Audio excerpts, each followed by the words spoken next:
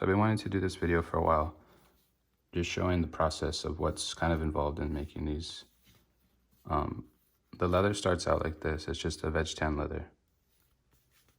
We go in, we add the color, we oil it, and we condition it. They come flat, and the good thing about veg tan leather is, I mean, once you load it and you use it, it shapes and forms to your tools.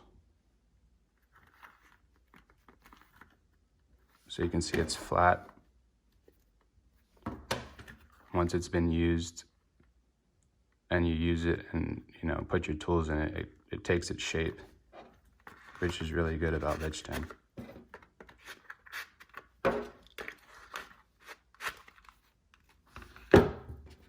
So let's load one. These things are, it's tight, so it's kind of a pain to load. But once you do, you know, and you use the same gear, it gets a lot easier.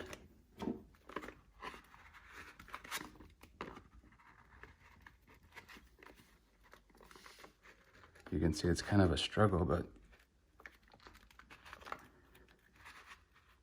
it all takes time to break in.